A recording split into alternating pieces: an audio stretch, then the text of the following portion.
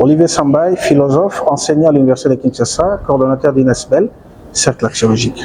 Je suis très content et flatté par l'organisation de la représentation des étudiants du Congo pour cette année. Je félicite beaucoup plus le président et toute sa structure pour avoir organisé une activité de cette envergure. Ça, c'est quelque chose de nouveau. Ça fait des années qu'on a eu une activité pareille. Je félicite Kémy Seba avec sa structure Urgence panafricaine et a choisi de travailler en partenariat avec la REC pour qu'il y ait cette activité. Et je remercie en même temps le prof Baloufou, directeur de ce centre artistique de l'Afrique centrale, d'avoir servi ce cadre pour qu'il y ait cette activité hautement importante. Durant ces 3 jours, il s'agissait de parler des congrès panafricains. Ça coïncide avec le centenaire de l'existence de Lumumba. Lumumba est mort, mais il existe parce qu'on en parle. On parle de lui.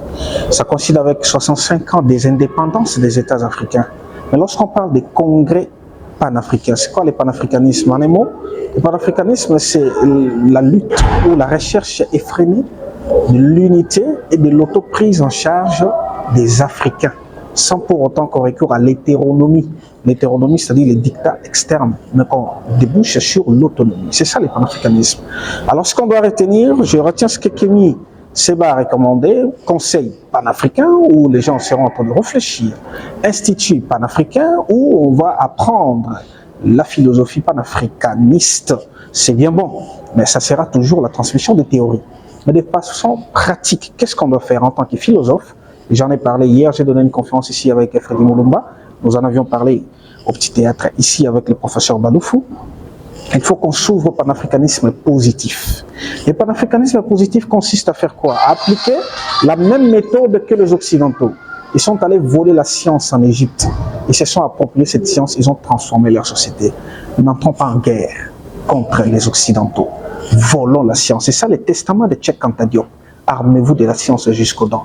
On doit s'armer de la science et de la technologie et mettons cette science-là en pratique. L'économie doit réfléchir sur la production de richesses. L'agronomie doit réfléchir sur la transformation de nos terres arables, 80 millions, au Congo particulièrement, pour qu'on puisse résoudre le problème des sous-alimentation. C'est ça, en fait, ce qu'on doit comprendre en termes de panafricanisme. Et cela va ouvrir aussi la voie vers l'unité. Je ne dois pas avoir besoin d'un visa pour aller au Cameroun. Je ne dois pas avoir besoin d'un visa pour aller au Togo. La conférence a été reportée. Je serai là-bas avec Alain Foka pour parler de la conférence Mansa.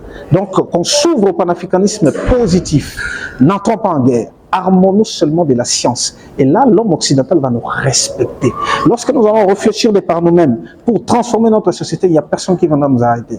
Il n'y a personne qui viendra nous empêcher de pouvoir réfléchir sur le fait qu'on supprime les francs CFA, qu'on dote l'Afrique de sa propre monnaie. C'est ce qu'on devait faire avec Claude Massang Moulongo. Malheureusement, c'est reporté. J'ai proposé à ce qu'on organise ça au Togo, au Mali ou au Burkina Faso avec un Foka, on va voir. Et ça, ce qui est fait aussi, c'est très important. Mais ce qu'on doit retenir, chers Africains, Camerounais, Togolais, Maliens, Congolais, panafricanisme positif. C'est alors qu'on doit respecter le testament de Kwame Nkrumah. Théorie sans pratique est vide, pratique sans théorie est aveugle. Ne soyons pas des simples théoriciens.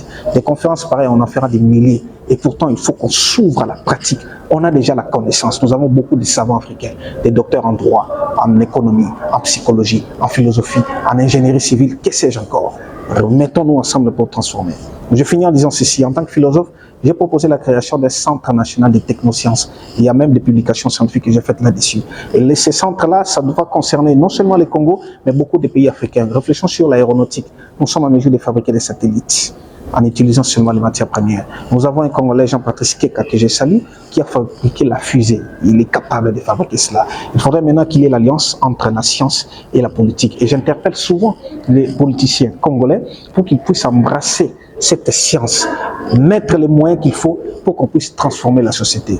Voilà ce qu'on doit noter du panafricanisme. C'est ce que j'appelle panafricanisme positif, qui consiste à s'approprier de la science pour la transformation de la société.